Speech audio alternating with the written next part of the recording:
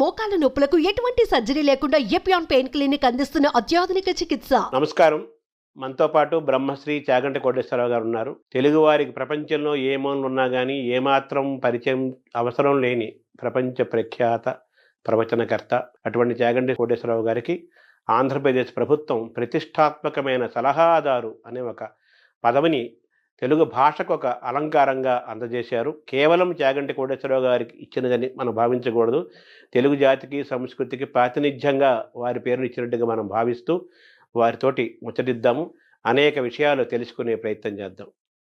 నమస్కారం. అయ్యా నమస్కారం అండి. ముందుగా మీకు అభినందనలు.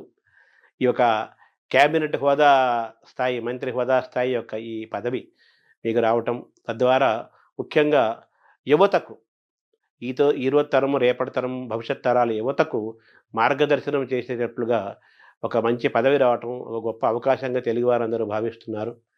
మీలాంటి వారు 4 మంచి మాటలు చెప్పటం వల్ల, వినటం వల్ల ఒక శక్తివంతమైన భారతదేశం తయారవుతుంది. బంగారు భవిత భారతదేశానికి ఏర్పడుతున్న విశ్వాసం తెలుగు ప్రజల్లో కలిగింది. మిమ్మల్ని చూస్తుంటే ఒకప్పుడు స్వామి వివేకానంద ఎంతోమంది యువతను ఆయన చాలా ప్రభావితం చేశారు. వాళ్ళ ఆలోచన విధానాన్ని మార్చారు ఆయన. అలాగే మీరు ఏది మాట్లాడినా కానీ ఒక ఆలోచనాత్మకము, శక్తివంతము, ప్రభావశీలము ఇవన్నీ ఉంటూ అన్ని రకాల వాళ్ళు, అన్ని వయసుల వాళ్ళు, అన్ని రంగాల వారు కూడా మీ ప్రవచనాలకి వాళ్ళు ఆకర్షణగా అవుతున్నారు. వాళ్ళ జీవితంలో కూడా అనేక మార్పులు వస్తున్న సందర్భాన్ని కూడా మనం గమనిస్తున్నాం. ఇటువంటి ఈ పదవి ఒక సరస్వతికి ఆభరణంగానే, మనం శంకరాభరణంలాగా సరస్వతికి ఆభరణంగా దీన్ని భావిస్తూ, మీ పైన స్వామి వివేకానంద ప్రభావం ఏదైనా ఉందా అని నాకు ఎప్పటి నుంచో అడగాలనిపిస్తుంది. అయ్యో, స్వామి వివేకానంద అంటే నాకు విశేషమైనటువంటి భక్తి, గౌరవం అండి. నాకు స్వామి వివేకానంద అంటే అంత గౌరవం ఏర్పడడానికి కారణం, ఆయన సామాన్యమైన మానవుడి యొక్క మౌలిక సమస్యని గుర్తించడంలో సఫలీకృతం అయ్యారు. దానికి పరిష్కారం చెప్పడంలో సఫలీకృతం అయ్యారు. ఏదో అప్పటికప్పుడు కాకతాళీయంగా చెప్పడం కాకుండా ఆయన ఆలోచనల్లో స్పష్టత ఉంటుంది. అందుకే ఇవాళ చెప్పిన ఆలోచన 10 సంవత్సరాల తర్వాత కూడా అదే కొనసాగుతూ ఉంటుంది. శంకర భగవత్పాదుల వాంగ్మయం ఎలా ఉంటుందో వివేకానందుడి ఆలోచన సరళ అలా ఉంటుంది. అందుకే ఆయన బాగా ఆలోచించి ఇది పరిష్కారము అని నమ్మకంతో చెప్పారు అని నాకు దృఢమైన విశ్వాసం. ఆయన మాటలకి నేను అంత ప్రభావితుడయ్యాను. ఆయన పట్ల నాకంత భక్తి గౌరవాలు కూడా ఉన్నాయి. మీ బాల్యంలో, యవ్వనంలో మీ పైన బాగా ప్రభావం చూపించిన వాళ్ళు ఈరోజు మీరింత ఒక గొప్ప వ్యక్తిగా కీర్తి పొందటానికి, ఇంత జ్ఞానాన్ని సంపాదించడానికి ఎటువంటి ప్రేరణ పొందారు? ఎవరెవరు, ఏ ఏ పుస్తకాలు ఏవి మిమ్మల్ని ప్రభావితం చేసి?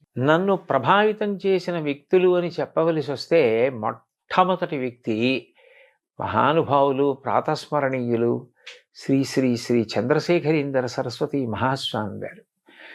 ఆయన ఒక విషయం కాదండి, అసలు కాలంలో సంధ్యాకాలం దగ్గర మొదలుపెట్టి ఒక పిల్లవాడికి ఉండవలసిన క్రమశిక్షణ, తల్లిదండ్రుల పట్ల దేనికి గౌరవం ఉండాలి, శాస్త్రం ఏం చెప్పింది, అది ఎప్పటికీ ఎట్లా అన్వయం అవుతుంది, అన్నింటినీ కూడా ఆచరణాత్మకంగా మాట్లాడటంలో అంత గొప్ప వ్యక్తి నేను వేరొకరిని గమనించలేదు. అనేక విషయాలు మాట్లాడతారు, కానీ నేను వ్యక్తిగతంగా గమనించింది ఏంటంటే, చంద్రశేఖరేంద్ర సరస్వతి మహాస్వామి వారు ఒక సామాన్య గృహిణి కర్తవ్యం దగ్గర నుంచి ఒక మహావిద్వాంసుడి కర్తవ్యం వరకు, సమాజ నిర్మాణంలో పరిపాలకుల దగ్గర నుంచి విద్యార్థుల వరకు ఆయన స్పృశించని విషయాలు లేవు. ఆయన అనుగ్రహ భాషణాలు నన్ను బాగా ప్రభావితుణ్ణి చేశాయి.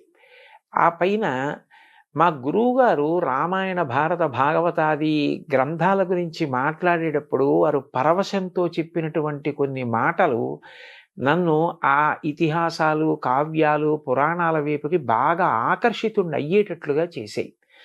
వీళ్ళు నన్ను బాగా ప్రభావితం చేసిన వ్యక్తులు. ఇందులో ఒకరిని నేను చూడలేదు. ఆశ్చర్యం.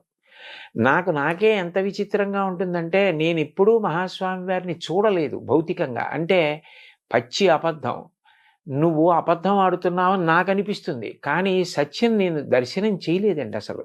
కానీ అనుక్షణం వారు నాతో ఉన్నారన్న భావన, అనుక్షణం నేను ఏది చేసినా నాకు తెలియకుండానే జీవితంలో ఏది అలవాటైపోయిందంటే, ఇది స్వామివారు అంగీకరిస్తారా? నేను ఇలా చేశానని తెలిస్తే ఇంకేమైనా ఉందా? అని ఒక ఆరోగ్యవంతమైన భయం నాకు ఏర్పడడానికి ఆయన కారణమయ్యారు. నాకు తెలియకుండా నేను ఆయనకి జవాబుదారీ అయిపోయాను ఏమిటో. అందుకని నేను చేసే ప్రతి పని మీద, నేను మాట్లాడే మాటల మీద ఆయన ప్రభావం చాలా ఎక్కువ ఉంటుంది. 2 మా గురువుగారి ఆశీర్వచనం, ఆయన పాదాలు, ఆయన నా పట్ల చూపించిన ప్రేమ, ఆయన ఆర్తి, ఆయన నాకు చెప్పిన మాటలు, అవి నాకు ఎప్పుడూ జ్ఞాపకానికి వస్తుంటాయి. వీళ్ళిద్దరూ నన్ను బాగా ప్రభావితం చేసిన వ్యక్తులండి. అంటే మీరు మామూలుగా మీ చిన్న వయసులో, బాల్యంలోనూ, యవ్వనంలోనూ ఆ వయసులో మీకు చంద్రశేఖరేంద్ర స్వామి కనెక్ట్ అవ్వటం అనేది, మీ జీవితంలో ప్రవేశించడం అనేది ఒక ఆశ్చర్యము, ఆనందకరమైన అంశం కదా. అది ఎలా జరిగింది? ఆ చంద్రశేఖరేంద్ర సరస్వతి మహాస్వామి వారు నా జీవితంలోకి ప్రవేశించడం అన్న మాటని అన్వయం చేయవలసి వస్తే, నేను మొట్టమొదటిసారి ఏదో ఒక పాత కాగితం, బహుశా ఇంటికి తీసుకొచ్చిన ఏ పప్పు పొట్లాలకో ఆ రోజుల్లో పాత కాగితాల్లో కట్టేవారండి. అటువంటి కాగితం మీద నేను ఆయన చేసినటువంటి ఒక అనుగ్రహ భాషణం ఉన్న కాగితం చదివాను. దాని మీద ఆయన బొమ్మ ఉంది. నాకు అది ఎంత ప్రభావితుణ్ణి చేసిందంటే నాకు చాలా ఆశ్చర్యం వేసింది. ఆయన భజగోవింద శ్లోకాల్లో ఒక శ్లోకం గురించి మాట్లాడింది అది. అది మొట్టమొదట నన్ను అసలు భజగోవిందం అంటే ఏమిటి, ఆ శ్లోకాలు ఏమిటి, అవి ఏమిటో వినాలి, అవి ఏమిటో చదవాలి అని అనురక్తి కలిగింది. అట్లా అనుకోకుండా నన్ను అటు తిప్పిన వ్యక్తి ఆయన. కానీ అప్పటికి ఆయన ఉన్నారు. కానీ నాకు చిన్నతనం. నేను ఆ 10వ తరగతి అవి చదువుతున్న రోజులు. ఆ రోజుల్లో కంచి వెడదాం, కామకోటి పీఠానికి వెడదాం, పీఠాధిపతి దర్శనం చేద్దాం, అటువంటి ఆలోచనలు వచ్చే అవకాశం కాదు. అలా ఇంట్లో మాట్లాడే అవకాశాలు అవి ఉండేవి కావు.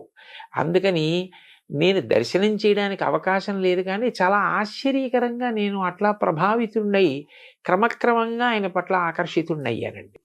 మీ మాటల్లో తప్పనిసరిగా వచ్చే పేర్లు, 2 పేర్లు ప్రధానంగా ఉంటాయి. ఒకటి ఆదిశంకరాచార్యులు, 2 చంద్రశేఖరేంద్ర సరస్వతి స్వామి.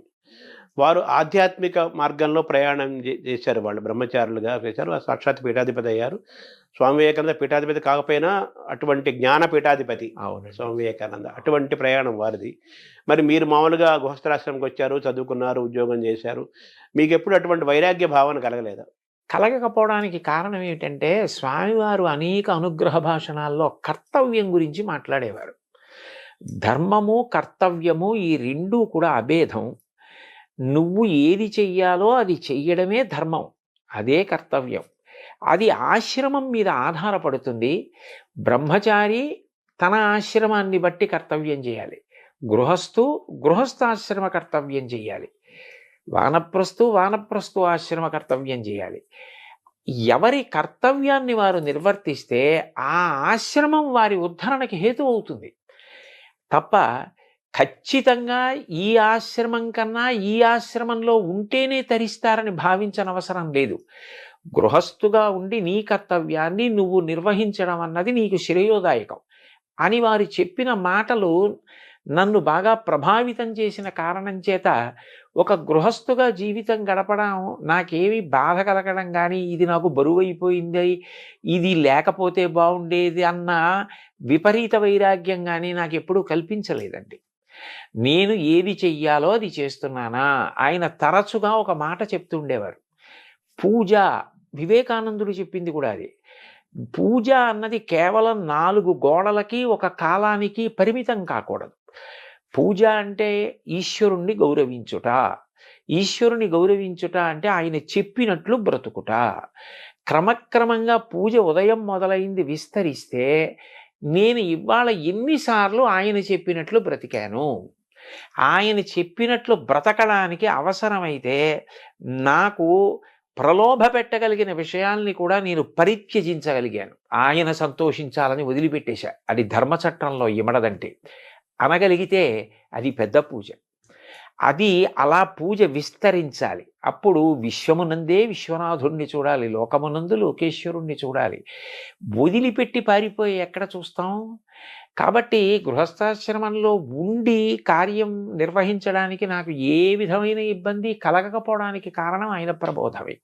అంటే మనం స్వధర్మాన్ని పాటించటము, మనం ఎంచుకున్న రంగంలో దాని యొక్క లోతులు ఎత్తులు చూడటము, అందులో తికరణ శుద్ధితో దాన్ని సాధించటము అంతేనండి. అనేది ఒక కర్తవ్య బోధం మీకు వాళ్ళ ద్వారా జరిగింది. అంతే అంతే ఈ క్రమంలో మీకు భగవద్గీత శ్రీకృష్ణుడు ప్రవేశించలేదా? అని ఆ మహాస్వామి వారి ప్రవచనాల్లో అనేక పర్యాయాలు భగవద్గీత గురించి ప్రస్తావన ఉంటుంది. అసలు భగవద్గీత అనేటటువంటిది మనందరికీ కూడా మూలస్తంభం లాంటిది కదండి. ఏది మాట్లాడినా గీతలో గీతాచార్యుడు చెప్పినట్టు అన్న మాట ప్రస్తావనకు వస్తుంది. ఎవరి ధర్మం వారు పాటిస్తే అన్నప్పుడు స్వధర్మో నిధనం శ్రేయ అన్న శ్లోకం జ్ఞాపకానికి వచ్చేస్తుంది. నిన్ను నువ్వే ఉద్ధరించుకోవాలి తప్ప ఎవరో వచ్చి ఉద్ధరించరు. నీ కర్తవ్యం నువ్వు చేస్తే నిన్ను నువ్వు ఉద్ధరించుకోవడమే. ఉద్ధరేణాత్మనాత్మానం ఆత్మానవసాదయేత శ్లోకం వచ్చేస్తుంది. కాబట్టి మహాత్ముల బోధలను పరిశీలించడంలో, అనుష్ఠించడంలో మన ప్రమేయం లేకుండానే గీత కూడా చొచ్చుకుని ప్రవేశిస్తుందండి. అంటే మనకు జగద్గురువులు శ్రీకృష్ణ పరమాత్మ జగద్గురువు, ఆదిశంకరాచార్యులు జగద్గురువులు. అసలు మనకు కనిపించే తల్లిదండ్రులు మనకు పాఠాలు చెప్పే మార్గదర్శించే గురువులతో పాటు వాళ్ళు ఎక్కడి నుంచో మనకు మార్గదర్శనం చేస్తున్న జగద్గురువులు ఆదిశంకరాచార్యులు, వ్యాసుడు, శ్రీకృష్ణ పరమాత్మ కదా. అయితే మీరు ఇప్పుడు నాయకత్వ లక్షణాలు ఏర్పడటం, రీడర్షిప్ రెండో ఉన్నాయి మీకు. ఇవి ఎలా వచ్చాయి, ఎలా ఏర్పడ్డాయి? అవి ఈ కారణం చేత వచ్చాయి అని చెప్పడం కష్టమేమో కానండి. బహుశా అలా ఏర్పడడానికి కారణం మాత్రం ఏదైనా ఒక లక్ష్యాన్ని పెట్టుకున్నప్పుడు ముందుగానే దాని గురించి తరచి ఆలోచించి, ఈ లక్ష్యాన్ని పెట్టుకున్న తర్వాత మధ్యలో విడిచిపెట్టకుండా నేను సాధించడానికి ప్రయాణం చెయ్యాలి. ఎందుకనంటే ఒక లక్ష్యాన్ని పెట్టుకుని మీరు బయలుదేరారనుకోండి, మిమ్మల్ని పొగిడేవాళ్ళు, మీ వెనక నిలబడేవాళ్ళు, మిమ్మల్ని సమర్థించే వాళ్ళు ఎలా ఉంటారో, రాళ్ళేసేవాళ్ళు, దాని గురించి ఏమీ తెలియకపోయినా ఏవేవో మాట్లాడేవాళ్ళు కూడా ఉంటారు. హేతుబద్ధమైనటువంటి సలహా ఏది మన లక్ష్యాన్ని చేరుకోవడానికి పనికొస్తుందో దాన్ని స్వీకరిస్తూ, మిగిలిన దాని గురించి అంతగా అంటకాగిపోకుండా వాళ్ళు నా లక్ష్యశుద్ధిని అర్థం చేసుకోవాలి అని భగవంతుణ్ణి ప్రార్థించి స్నేహభావంతో వాళ్ళ పట్ల ఉదాసీన భావం వహించడం అలవాటైతే మన ప్రమేయం లేకుండానే మనకి నాయకత్వ లక్షణం వస్తుంది. అందరినీ నడిపించగలం. లేకపోతే ఏమవుతుందంటేనండి, ముందు పొగిడితే పొంగిపోవడం, ఎవరో తెగిడారని కుంగిపోవడం అలవాటైపోయిన వాడు తానే ఉద్ధాన పతనాల్లో పడిపోతే వెనక ఎవరిని నడిపించగలడు? అప్పుడు తను ఏది అనుకున్నా దాన్ని సాధించడం అన్నది సాధ్యమయ్యే విషయం కాదు. మీకు నేను ఈ విషయంలో కొద్దిగా చొరవ తీసుకుని నన్ను నేను పొగుడుకోవడానికి కాదు, ఒక్క విషయం చెప్తాను. నేను మహాస్వామి వారి అనుగ్రహ భాషణాలు చాలా చదివా.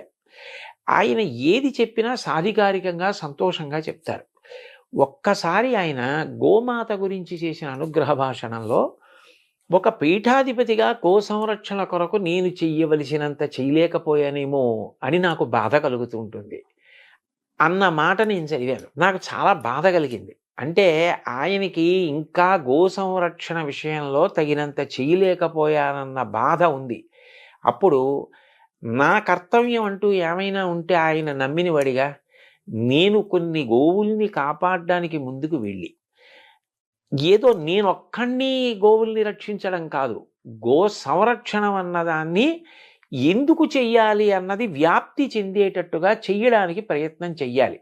అప్పుడు ఆయన సంతోషిస్తారనిపించింది. మొదలుపెట్టాం గోశాల. మీరు వచ్చి చూశారు. అది ఇవాళ అంత గొప్పగా నడుస్తూ ప్రతిరోజు 2 పూటల 60-70 మంది కార్యకర్తలు వచ్చి స్వచ్ఛందంగా పనిచేసి అంత సంతోషంగా అక్కడ కార్యం జరుగుతోంది అంటే ముందు నమ్మకం ఉండాలి. మొదలుపెట్టిన తర్వాత ఎన్నో విమర్శలు వచ్చాయి. వెనక్కి లాగేవాళ్ళు వచ్చారు, ముందుకు తోసేవాళ్ళు వచ్చారు. ముందుకు తోస్తే పడిపోకుండా, వెనక్కి లాగితే తూలిపోకుండా నిభాయించుకుని పెద్ద ఆయన చెప్పిన మాట మనకుందన్న నమ్మకంతో వెళ్ళిపోవడంలోనే లక్ష్యశుద్ధి. అక్కడ నాయకత్వం తయారవుతుందండి. ఇది మీలో ఇంత ఒక దృఢమైన అచంచలమైన ఒక పట్టుదల, ఆ స్వభావము, దేనికి వంగకుండా పొంగకుండా ఉండే లక్షణాలు, ఇవన్నీ కూడా మీకు ఆదిశంకరాచార్యులు, జగద్గురు చంద్రశేఖరేంద్ర సరస్వతి స్వామి వారు, వివేకానంద వీళ్ళ యొక్క స్ఫూర్తి మీ పైన ఉందని అనుకోవాలి, వాళ్ళ వాక్కుల యొక్క ప్రభావం. ఖచ్చితంగానండి. ఎందుకంటే వివేకానందుడు ఎన్ని కష్టాల్లో పడ్డారండి. శంకరాచార్యులు వారు ఎన్ని కష్టాలు పడ్డారు, ఆయన్ని శారీరకంగా కూడా అంతం చేసేద్దామని ప్రయత్నం చేశారు. ఎవరి మీద ఆయన శత్రుభావన పెట్టుకోవాలి. అందరితో మాట్లాడారు, అందరినీ మిత్రుల్ని చేసుకున్నారు. చిట్ట చివరికి 32 ఏళ్ళు పూర్తయ్యేటప్పటికీ అందరూ ఆయన మార్గంతో ప్రేమతో కలిసి నడిచారు. ఆయన మీద ఒక కాపాలికుడు మంత్రప్రయోగం చేశాడు. ఆయన మీద ఎన్ని జరిగాయి, ఆయన వాటన్నిటికీ చెలించిపోలేదు. నిభాయించుకుని ముందుకు నడిచారు. జగద్గురువులుగా అంత గొప్ప స్థానాన్ని సంపాదించుకొని ఇవాళ ప్రపంచమంతా 2 చేతులెత్తి నమస్కరించి 32 ఏళ్ల వయస్సులో ఇన్ని చేయడం ఎవరికి సాధ్యం? శంకరాచార్యుల వారికి తప్ప. అంటోంది అంటే ఆయన కన్నా గొప్ప నాయకుడు ఎక్కడుంటారండి? చంద్రశేఖరేంద్ర సరస్వతి మహాస్వామి వారి జీవితంలో 90 పడి దాటిపోయిన తర్వాత కూడా ఆశ్రమధర్మం విడిచిపెట్టకుండా తోపుడు బండి పట్టుకుని సత్యదండాన్ని పట్టుకుని కాలినడకన వెళ్ళారు అంటే నిజంగా ఎంత స్ఫూర్తిదాయకమైన జీవితాలండి అవన్నీ. ఎంత నిబద్ధతతో ఆశయాలకి ఎలా కట్టుబడ్డారు. వారిని విమర్శించిన వారు ఉన్నారు ఆయన కాలంలో. ఈ వాదం తప్పు, భగవంతుడు ఏమిటి, భక్తి ఏమిటన్న వాళ్ళు ఉన్నారు. కానీ ఆయన నమ్మినదేదో దాన్ని ఆయన అలా ఆదరించారు. అన్నిటికన్నా విశేషం ఏంటంటే ఇతరులను కూడా అంత గౌరవించారు. ఏదో తన భావానికి వ్యతిరేకించిన వాళ్ళని ఆయన ఎప్పుడు విమర్శించడం కానీ తక్కువ చేయడం కానీ చేయలేదు. నాకు మహాస్వామి వారిలో చాలా నచ్చే విషయం ఏమిటంటే ఒకసారి నాస్తికుల గురించి ఆయన మాట్లాడి ఆయన అన్నారు, భగవంతుడు ఉన్నాడు అని నమ్ముతున్నానని చెప్పి పాపం చేసేవాడి కన్నా లేడు అని చెప్పి లేడన్న భావనతో బతికేవాడు ఒక మెట్టు పైనున్నవాడే కదా. ఎంత గొప్ప స్పష్టత అండి. మనకంటే వాడు ఎక్కువ ఆలోచించాడని స్పష్టతే కదా. ఆయన సిద్ధాంతానికి కట్టుబడ్డాడు. ఆయన నీ సిద్ధాంతానికి నువ్వు ఎక్కడ కట్టుబడ్డావు? ఉన్నాడు అంటున్నావు. ఉన్నాడు అని అంటున్నప్పుడు ఉన్నాడన్నవాడి పట్ల భక్తి భయాలతో నువ్వు అట్లాగే గౌరవంగా బ్రతకాలి. మరి నువ్వు పాపం వైపుకి అందుకు అనురక్తుడు అవుతున్నావు. అలా అవ్వకూడదు కదా అని ఇటువైపున ప్రబోధము చేస్తూ అటువైపు ఒక సిద్ధాంతానికి నమ్మితే కట్టుబడ్డం అన్నది ఏదైనా కూడా అది వాళ్ళ గొప్పతనము అని చెప్పి పొగుడుతూ మాట్లాడడం నిజంగా ఆయన సామరస్యానికి, ఆయన మంచితనానికి, అవగాహనకి ఎంత మంచి ఉదాహరణ అండి. ఇప్పుడు మీరు చంద్రశేఖర సరస్వామి అని చెప్పి ఆదిశంకరాచార్యులు కూడా ఆ సీతాచలము కాలినడక నడిచి అనేక పీఠాలు స్థాపించి ఎంతో జ్ఞానాన్ని మనకు పంచి ఒక 1,00,000 మంది కలిసి కొన్ని వేల సంవత్సరాలు చేయని పని ఒక్కడు చేశాడు కదా. అవునండి. ఆయన ప్రభావం చంద్రశేఖర సరస్వతి స్వామి మీద తప్పనిసరిగా ఉంటుంది కదా. ఖచ్చితంగా వారందరి ప్రభావం మీ పైన ఉంది. అవునండి. అంతే కదా. తర్వాత మామూలుగా ఇప్పుడు వ్యక్తిత్వ వికాసం అని, పర్సనాలిటీ డెవలప్మెంట్ అనే మాటలు మనం సహజంగా వింటున్నాం. మన భారతదేశంలో మనకి చాలా జ్ఞానాన్ని ఇచ్చి వెళ్ళారు. ఇది యోగ భూమి, జ్ఞాన భూమి అంటారు కదా. అయినప్పటికీ ఇంకా మనం వికాసం చెందలేదు. ఇంకా పిల్లలకి, యువతకి వ్యక్తిత్వ వికాసం జరగాలి అనే ఒక ఆలోచనలో ఉంటున్నాం కదా. దీన్ని ఎలా చూస్తున్నారు? అంటే నేను అనేది ఏమిటంటేనండి, కాలంలో అనేక మార్పులు వచ్చాయి. నేను చదువుకునే రోజుల్లో దృష్టిని అన్య విషయాల వైపుకి లాగేసే విషయాలు చాలా తక్కువ. కాబట్టి చదువుకోవడం మీద, క్రమశిక్షణగా ఉండడం మీద అవకాశాలు ఎక్కువ ఉండేవి. ఇప్పుడు రాను ఏమైపోయిందంటే ఇది అందవచ్చా, ఇది అందకూడదా అన్నదానితో సంబంధం లేకుండా అందరికీ అన్నీ అందుబాటులో ఉన్నాయి. అప్పుడు దానికి విరుగుడు ఒకటే ఉంటుంది, స్వీయ నియంత్రణ. ఎవరికి వారే ఇది నాకు ఇప్పుడు అనవసరం, నేను దాని జోలికి వెళ్ళకూడదు. అది నాకు అందుబాటులో ఉండొచ్చు, అది వేరు విషయం. అది అందుబాటులో ఉందని దాని జోలికి నేను వెళ్ళకూడదు అని నియంత్రించుకుంటే తప్ప విద్యార్థి తాను చేయవలసిన పని తాను చేసి కుటుంబాన్ని రేపొద్దున్న ఆదుకోవాలి, పెద్దవాడై దేశ గౌరవాన్ని నిలబెట్టాలి. స్వీయ నియంత్రణ పిల్లవాడికి బాగా అర్థం అవ్వాలి అంటే పాఠ్యాంశాలతో పాటుగా దాని అవసరం. అట్లా ఎవరెవరు నియంత్రించుకుంటే మహాపురుషులు కాగలిగారు, ఎక్కడ వాళ్ళు జారిపోలేదు అన్న విషయాన్ని చెప్పడం మన కర్తవ్యం అండి. అది మనం చెప్పగలిగితే వాళ్ళు ప్రతిదాన్ని పనికొచ్చేటట్టుగా ఉపయోగించుకుంటారు. అట్లా ఉపయోగించుకున్నాడు అనుకోండి, చక్కగా వాళ్ళు వృద్ధిలోకి వస్తారు, దేశానికి పేరు ప్రఖ్యాతులు వస్తాయి, తల్లిదండ్రులు సంతోషంగా ఉంటారు. నేను 2 పిల్లల్ని పెంచాను, పెద్ద చేశాను, చదివించాను, ఇప్పుడు మనవలు చదువుకుంటున్నారు. ఒకటి, తాతగారి స్థాయికి వచ్చేసాను కాబట్టి ఆ అనుభవం ఉంది. 2, కొన్ని వేల ఆధ్యాత్మిక ప్రవచనాలు చేశా.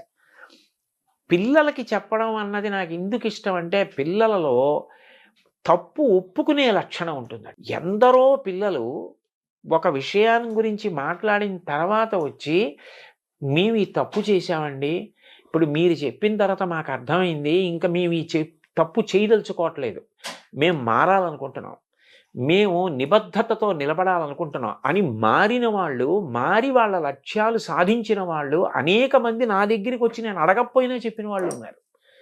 అంటే పిల్లల్లో మార్పుకి ఒక మాట కారణం అవుతోంది కదా. అయినప్పుడు అది చెప్పవలసిన అవసరం ఉంది. కాబట్టి ఇది ఒకప్పుడు అవసరం, ఒకప్పుడు అవసరం లేదన్న మాట ఉండదు. ఎప్పుడూ అవసరం అయి ఉంటుంది.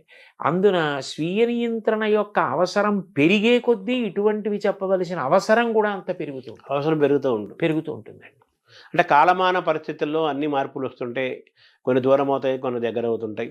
అది కాలమాన పరిస్థితుల్లో వేల సంవత్సరాల మానవ పరిణామ క్రమంలో కృతయుగం నుంచి ఈ నేటి యుగం వరకు సహజంగా జరిగే ప్రక్రియ అది. కాలం గొప్పది కదా బేసిక్గా. అయితే ఇప్పుడున్న వాతావరణంలో, ఇప్పుడున్న ఈ టెక్నాలజీ, మొబైల్ ఫోన్లు, ఇంటర్నెట్లు, సినిమాలు మీరు అన్నట్టుగానే మనల్ని ఆకర్షించే అంశాలు చాలా ఉన్నాయి యూత్ని, పిల్లల్ని. ఇప్పుడు పిల్లల్ని దారిలో తీసుకురావటం, వాళ్ళు ఎంచుకున్న విద్యలో వారు రాణించడంతో పాటు మంచి ఉద్యోగం తెచ్చుకొని ఎదగటంతో పాటు సమాజం పట్ల, దేశం పట్ల ఒక బాధ్యతగా ఉండటం, తయారవటం, భారతీయుడికి ఉండాల్సిన లక్షణాలన్నీ ఉంచుకుంటూ పొదిగిపుచ్చుకొని తయారవటం అనేది ఈ యొక్క సవాల్ లాంటిది కదా మీలాంటి వాళ్ళకి చెప్పటం కోసం అంటున్నాను సార్. సవాల్ అవదా అది ప్రస్తుత వాతావరణంలో? ఎట్టి పరిస్థితుల్లోనూ అవదండి. ఎందుకనంటే అక్కడ ఒకే ఒక్క విషయం ఏమిటంటే, నేను ఎప్పుడైనా పిల్లలకి చెప్పడానికి వెడితే నన్ను నేను వాళ్ళ మేనమామగా ఊహించుకుని వెడతాను. ఒక మేనమామకి ఉంటుంది సహజమైనటువంటి ప్రేమ. అయ్యో వీడు నా అక్క కొడుకు, వీడు నా చెల్లెలి కొడుకు, వీడు బాగుపడాలి, కాబట్టి వీడికి అనునయంగా చెప్దాం, వీడికి 4 మంచి మాటలు చెప్దాం, ఇవాళ చెప్దాం, రేపు చెప్దాం, ఎల్లుండి చెప్దాం, వీడి తలకెక్కుతాయి. ఇప్పుడు వీడి తప్పు చేయకపోయినా రేపట్లాంటి తప్పు చెయ్యకుండా వీడిని నిగ్రహిస్తాయి. కాబట్టి నేను కనపడ్డప్పుడల్లా వీడికో 4 మంచి మాటలు చెప్తూ ఉండాలి అని ఎవరికి ఉంటుంది? మేనమామల ముద్దు మీలైన ముద్దు అని లోకంలో సామెత. మేనమామకి అది సహజమైన ప్రేమ. అది ఆ ప్రేమ ఏం చేస్తుందంటే చెప్పేటప్పుడు బరువు తెలియనివ్వదు. వాడు వృద్ధిలోకి రావాలన్న ప్రేమ, చెప్పాలన్న తృష్ణ పెంచుతుంది. నన్ను నేను మేనమామగా భావించుకోవడంలో, ఇన్నిసార్లు నేను పిల్లలకి చెప్పడంలో అంత సంతోషం కలిగిందండి. అందుకే ఇప్పుడు కూడా నేను యథార్థానికి నాకు ప్రభుత్వం వారు ఇచ్చింది ఏ స్థాయి అయినా, నేను మనసులో భావన చేసేది మాత్రం ఏ పిల్లలకి చెప్పినా మేనమామగా భావన చేసుకుని వెళ్ళి చెప్తాను. ఢిల్లీకి ప్రభు అయినా తల్లికి కొడుకే అన్నట్టుగా మీరు ఎక్కడున్నా వాళ్ళకి మేనమామ, వాళ్ళు మీ మేనకోడళ్ళు, మేనల్లుళ్ళు. ఆ భావనతోనే చెప్తానండి. అంటే తల్లితో సమానం కదా మేనమామ అంటే. అంతే. అయితే మీరు వివేకానంద గురించి మాట్లాడుకున్నాం, మనం తప్పనిసరిగా మాట్లాడుకోవాలి యువతానుగానే. ఆయన మెంటల్ ఫిట్నెస్, ఫిజికల్ ఫిట్నెస్, శారీరకంగాను మానసికంగాను మనం దృఢంగా ఉండాలి అంటారు కదా. మీరు మీ ప్రయాణంలో, మీ బాల్యం నుంచి యవ్వనం నుంచి మీ ప్రయాణంలో మానసికమైన ప్రయాణం కోసం మీరు పుస్తకాలు చదివారు, జ్ఞానాన్ని ఆశ్రయించారు, గురువుల్ని ఆశ్రయించారు. శారీరకమైన దృఢత్వానికి మీరు ఏం చేశారు? మాకు చిన్నతనంలో ఆటలు ఆడుకోవడానికి చాలా విశేషమైన అవకాశం ఉండేదండి. పాఠశాలలో చూస్తే చాలా పెద్ద క్రీడా ప్రాంగణం. నాకు బాగా జ్ఞాపకం, మా చిన్నతనంలో మాకు తెలుగు పాఠం చెప్పేవారు. ఆయన తరచుగా ఓ మాట అనేవారు, ఒరేయ్ ఆట ఆడుకునేటప్పుడు ఇక్కడ నిలబడి అవుట్ నాట్ అవుట్ అని అరిస్తే అంత దూరం వినపడాలరా, అలా అరిచి మాట్లాడితే రేపు పొద్దున్న సభలో 2 గంటలు మాట్లాడినా మధ్యలో మంచినీళ్ళు తాగవరా అనేవారు. ఆయన ఎందుకు అనేవారు, ఆయన ఏ దృష్టిలో పెట్టుకున్నారో, ఏ భవిష్యత్తు దర్శనం చేశారో నాకు తెలియదు కానండి, అట్లా హాయిగా ఆడుకునేవాళ్ళం, అంత సంతోషంగా ఆడుకునేవాళ్ళం. ఆ ఆటలు మాకు ప్రత్యేకంగా వ్యాయామము అన్న అవసరం లేకుండానే ఎంతో సంతోషంగా శరీరానికి ఒక రకమైన బలాన్ని ఇవ్వడంలో చక్కగా 4 చోట్లకి ప్రయాణం చేయడానికి, ఓ 2 గంటలు కూర్చుని మాట్లాడడానికి ఇబ్బంది లేని పరిస్థితిని కల్పించాయి. అయితే వయస్సుతో పాటు కాలక్రమంలో శరీరం శిథిలం అవుతుందనుకోండి. ఇప్పుడు నాకు కొద్దిగా మోకాళ్ళ నొప్పులు వచ్చాయి. అవి కాలంలో రావలసింది, అదో ఆభరణం కాలంలో రాకపోతే ఆశ్చర్యం, కానీ వస్తే ఆశ్చర్యం లేదు. కళ్ళజోడు వచ్చింది. కానీ ఇంతకాలం నుంచి శరీరం సహకరించింది అంటే దానికి మేము ఆడుకున్న ఆటలు ప్రధానమైన కారణం. పిల్లలకి శరీర నిర్మాణంలో క్రీడలు అనేటటువంటివి ఎంతో ప్రాముఖ్యత వహిస్తాయండి. వాళ్ళకి అంతకన్నా సంతోషం ఇంకోటి ఉండదు. అంటే పిల్లలను, యువతని తీర్చిదిద్దే ఒక బృహత్తరమైన బాధ్యత మీరు తీసుకున్నారు. ప్రభుత్వం కూడా మీకు చాలా గౌరవంగా, ఎంతో ప్రేమగా, వినయంగా మీకు అది అప్పచెప్పింది. అయితే మీరు చదువుకున్న కాలానికి కాలం మారుతోంది. విద్యా విధానం కూడా అంత అనుకూలంగా కనిపించట్లేదు కదా. ఈ ఆటలు పట్ల ఎంతసేపు చదువు చదువు చదువు, లేదా ఎంసెట్, లేదా సాఫ్ట్వేరు, ఈ మాటలే వినిపిస్తున్నాయి తప్పితే చదువు, జ్ఞానము, సంగీతము, కళలు, ఈ ఆల్రౌండ్ డెవలప్మెంటు, పరిపూర్ణ వ్యక్తిత్వ నిర్మాణము, ఇవన్నీ కూడా దూరం అవుతూ, మీరంటే ఆటలు దూరమైనవి, చాలా దూరం అవుతున్నాయి కదా. సో యువత బాగా తయారవ్వాలి, బాల్యంలో మంచి ఒక పరిణామం ఏర్పడాలి అంటే ఆటలు చాలా ముఖ్యమైన, కళలు ముఖ్యం కదా. ఈ వాతావరణం ముఖ్యమవుతున్న కాలంలో మీరు ప్రభుత్వానికి కానీ, విద్యాశాఖలకు కానీ మీరు ఏమైనా సూచిస్తారా? దాన్ని ఎలా తీసుకెళ్తారు? నేను పిల్లలకైనా, ప్రభుత్వానికైనా, ఉపాధ్యాయులకైనా, పాఠశాలల యొక్క యాజమాన్యానికైనా చెప్పాలి అనుకునే విషయం ఒక్కటేనండి. అసలు ముందు శరీరం అన్నది దృఢంగా ఉండి శరీరం సహకరిస్తే అప్పుడు ఆ వ్యక్తి ఏదైనా చేయగలుగుతాడు. శరీరం దృఢంగా లేకపోతే అతను మానసికంగా ఎంత బలవంతుడైనా కార్యం చేయలేడు. మానసికంగా ఎంత ధైర్యం ఉన్నవాడైనా శరీరం సహకరించకపోయినా చేయలేడు. మనసుకి శిక్షణ ఉండాలి. మనసు ధైర్యంగా ఆటుపోట్లను ఎదుర్కోవాలి. శరీరం కార్యం చేయడానికి ఆరోగ్యవంతంగా సహకరించాలి. శరీరం సహకరించాలంటే 2 ఉండాలి. ఒకటి, మంచి ఆహారం తినాలి. ఏదో రుచి కోసం కాదు, ఆహారం అనేది శరీర నిర్మాణానికి పనికొచ్చేదై ఉండాలి. అటువంటి ఆహారం తినడం మీద ఆభిముఖ్యం ఉండాలి. 2, వ్యాయామం లేకపోతే సంధిబంధాలు సడలిపోతాయి. అవి రేపొద్దున్న ఉపయోగపడవండి. ఓ 2 మైళ్ళు నడవవలసి వస్తే నడవలేరు, ప్రయాణం చేయలేరు, ఎండలో నిలబడవలసి వస్తే నిలబడలేరు. అట్లా ఉండకూడదు. శరీరం రాటు పోటు తట్టుకుని సహకరించేదై ఉండాలి. అట్లా లేకపోతే వాడు ఎంత చదువుకొనివ్వండి, వాడు చాలా పెద్ద ఇంజనీర్ అయ్యాడండి, అయితే మాత్రం అతని ఎండలో ఒక అరగంట నించోలేకపోతే, ఓ 4 మైళ్ళ దూరం ఒక పూటంతా తిరగలేకపోతే అతను ఎలా ఈ కార్యాన్ని సాధించగలుగుతాడు? మోక్షగుండం విశ్వేశ్వరయ్య గారు అంత వృద్ధుడైపోయిన తర్వాత కూడా ప్రధానమంత్రి అడిగారు అని చెప్పి విమానం ఎక్కి చాలా తక్కువ ఎత్తులో గంగానది అవన్నీ పరివాహక ప్రాంతాలన్నీ పరిశీలించి ఆనకట్టల నిర్మాణానికి సూచనలు చేశారు. అంత నియమబద్ధంగా, అంత ఆరోగ్యంగా ఉండేవారు. దానికి పూర్వం ఉన్న పెద్దలందరూ పాటించిన ఆహారం, వ్యాయామం, ఈ 2 చాలా అవసరం. అవి ఎంత అవసరమో మానసికంగా మనిషి ఏదైనా కష్టం వచ్చినప్పుడు తట్టుకోవడానికి సిద్ధంగా ఉండాలి. ఎందుకనంటే ఎప్పుడూ మనం అనుకున్నట్టు జరిగితే ఆశ్చర్యం ఏముంటుందండి? లోకంలో అన్నీ మనం అనుకున్నట్టు జరగవు. ఒక్కొక్కసారి మనం ఒకటి అనుకుంటాం, అది జరగదు. చతికిల పడకూడదు, ధైర్యంగా ముందుకెళ్ళాలి. దానికి పిల్లలకి మానసికంగా ఉత్సాహం కల్పించాలి.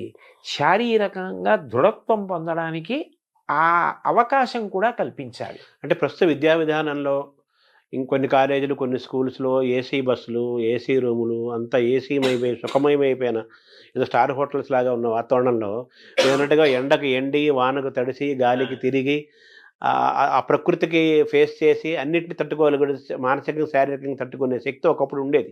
అవునండి. దానికి దూరం అవుతున్నారు కదా. అవును. సో మీరు ఒక బాధ్యత గల ఒక క్యాబినెట్ మంత్రి హోదాలో మీరు వస్తున్నారు కాబట్టి ప్రభుత్వాలకు, అట్లీస్ట్ మన ఆంధ్రప్రదేశ్ ప్రభుత్వానికైనా కానీ ఇవన్నీ అవసరం చాలా ఉంది కాబట్టి మళ్ళీ ఒకప్పుడు వాతావరణానికి దగ్గర చేయాల్సిన అవసరం కూడా ఉందనిపిస్తుంది కదా. అవునండి. అవునవును. అవును. సో ఇవి కూడా మీరు తెలియజేసే అవకాశం. అయ్యో తప్పకుండా. వారు నన్ను అంత ప్రేమగా మీరు మాకు సూచనలు చెయ్యండి అని అడిగినప్పుడు ఇవి అవసరమో అని ఏది నేను నమ్మానో అది చెప్పడంలో తడబాటే ఉండదండి, తప్పకుండా చెప్తాను. అంటే తర్వాత మీకు ఇచ్చినది కూడా మీకు ఎంతో మీకు బాగా గో సంరక్షణ ఇష్టమైన అంశం, యువత అంటే మీకు చాలా ఇష్టము, మీకు చాలా ఎంతో ఇష్టమైంది అంశమే మీకు వచ్చింది అనుకోకుండా. అవునండి, అవును. ఇది మీ మనసుకి ఇష్టమైన అంశం, చెప్పాలనుకున్న అంశానికి దానికి ఒక అధికారికమైన ముద్ర పడింది అంతే. అవును, అవును కదా. అవును. సో అయితే మన ఈ పెంపకంలో యువతను బాల్యులను పిల్లల్ని తయారు చేసే క్రమంలో పెంపకం కూడా చాలా ఇంపార్టెంట్ కదా. అవును, అవును, అక్కడ కూడా ఇప్పుడు ఒకప్పుడు వాతావరణం లేదు కదా, లోపం జరుగుతోంది కదా. అవును. సో దాన్ని మనం ఎలా అధిగమించాలి? అది తల్లిదండ్రులకి సహజంగా భగవంతుడిచ్చిన గొప్ప వరం ఏమిటంటే పిల్లలలో అంతర్లీనంగా ఉన్నటువంటి నైపుణ్యాన్ని గుర్తించగలిగిన లక్షణం ఉంటుందండి. ఇప్పుడు సర్ ఆర్థర్ కాటన్ అంత గొప్ప ప్రాజెక్ట్ ఆ బ్యారేజ్ కట్టారు, దానివల్ల లక్షల ఎకరాల సాగు జరుగుతోంది. చిన్నతనంలో హోర్న వాన పడుతుంటే ఆయన అన్నగారితో కలిసి వీధిలో నడుస్తుంటే వర్షపు నీరు వస్తుంటే దాన్ని ఆయన పుల్ల ముక్క తీసుకుని చిన్న చిన్న కాలవలుగా కలిపి ఆ ప్రవాహాన్ని అంతటినీ పెద్దది చేసి పల్లం వైపుగా నడిపించడం చూసి అన్నగారు వెళ్ళి తండ్రికి చెప్తే వీడికి నీటి ప్రవాహాన్ని నియంత్రించడం, పల్లం వైపుకి నడిపించడం ఇష్టమని ఇరిగేషన్ వైపుకి చదివించారు. ఎంత ఉపయుక్తపడ్డాడు మహానుభావుడు. ఆయన్ని కాటన్ అంటే ఎవరో విదేశీయుడిగా చూడరు. ఉభయ గోదావరి జిల్లాల్లో మీకు ఎన్ని విగ్రహాలు కనపడతాయో. ఆయనకి ఒకసారి తర్పణ ఇస్తుంటే ఋషి సమానంగా కాటనే విని ఆశ్చర్యపోయారు పడవలోంచి, అంత గౌరవిస్తారు. అంటే తల్లిదండ్రులు గుర్తించబట్టే కదా. రవీంద్రనాథ్ ఠాగూర్ గారిలో చిన్నప్పటి నుంచి కవిత్వం మీద ఆసక్తి ఉందని దేవేంద్రనాథ్ ఠాగూర్ గుర్తించి కవిత్వం వ్రాయడానికి అవకాశం కల్పించబట్టి కదా సాహిత్యంలో నోబెల్ ప్రైజ్ వచ్చింది. తల్లిదండ్రులు ఎంతసేపు వీడు ఇదే కావాలి అన్న ఆలోచన కాకుండా పిల్లల్లో అంతర్లీనంగా ఉన్న నైపుణ్యాన్ని గుర్తించగలిగితే ఓ చిట్టిబాబు గారు లాంటి వైణికుడు వస్తాడు, ఒక బాలమురళీకృష్ణ గారు లాంటి గానగంధర్వుడు వస్తాడు, ఓ ఘంటసాల వెంకటేశ్వరరావు గారు వస్తారు, అట్లాగే ఒక గొప్ప శిల్పి జక్కన లాంటి శిల్పి వస్తాడు. వాళ్ళకి అసలు అనేక విషయాలు పిల్లలకి చూపించి వాళ్ళ అనురక్తి దేని వైపు నిలబడుతోందో అటువైపు ప్రోత్సహిస్తే మళ్ళీ అన్ని రంగాల్లోనూ వృద్ధి ఉండాలి కదండి. ఇప్పుడు ఆంధ్రదేశం అంటే ఒకప్పుడు విశ్వనాథ సత్యనారాయణ గారు, గుర్రం జాషువా గారు, కొప్పరపు కవులు వాళ్ళందరూ రాసిన గ్రంథాలు, ఆ పద్యాలు, పుస్తకాలు ఎంత చెప్పుకుంటాం. అట్లాంటి కవులు రావాలి, గాయకులు రావాలి, వైణికులు రావాలి, సంగీత విద్వాంసులు రావాలి, రచయితలు రావాలి. చిన్న కథలు తెలుగుదేశానికి పెద్ద ఆస్తి, ఆంధ్రదేశానికి చిన్న కథ అంటే అంత గొప్పది. శ్రీపాద సుబ్రహ్మణ్య శాస్త్రి గారు చిన్న కథలు రాసేవాళ్ళు రావాలి. ఎవరిలో ఏ నైపుణ్యం ఉందో గుర్తించగలగడం తల్లిదండ్రులకే సాధ్యం. మొదట వాళ్ళకే తెలుస్తుంది. అంటే ఇప్పుడు ఆ వాతావరణం మారుతుంది, స్కూల్ వాతావరణం మారుతుంది, ఆటలు పోతున్నాయి, కళలు పోతున్నాయి, సంస్కృతి మిస్ అవుతున్నాం. అలాగే ఇంట్లో పెంపకంలో కూడా పిల్లల వైపు చూస్తూ తల్లిదండ్రులు వాళ్ళని గమనించటము, వాళ్ళ శ్రద్ధాశక్తులు, వాళ్ళకి ఏదో ఆసక్తి ఉంది, ఇంద్రియులు పైకి వస్తారనే ఆలోచనలు, ఇవన్నీ కూడా తగ్గిపోతున్న కాలంలో మనం ఉన్నాం కదా. సో మీ ఇదిలో మీరు చేయగలిగింది మీరు చేస్తారు. సహజంగా కూడా అటు ప్రభుత్వ విద్యా వ్యవస్థ, ఇటుపక్క పిల్లల పెంపకము, ఇంకో పక్క పిల్లలు, ఈ మూడిటి మధ్య బాగుంటుందండి. కలిస్తేనే చాలా బాగుంటుంది అది. ఎందుకనంటే ఈ రంగంలోకి వెడితే అతను అప్రయోజకుడైపోతాడు, అతను ఏమీ సాధించలేడు అన్న భావన పెట్టుకోక్కర్లేదు. సంగీతంలోకి వెళ్ళి కూడా ప్రపంచ ప్రఖ్యాతి పొందినటువంటి వాళ్ళు అనేక మంది ఉన్నారు. అందులో కూడా ఆర్థికంగా ఏమీ ఆర్జన ఉండదు అనుకోవడానికి కూడా వీల్లేదు.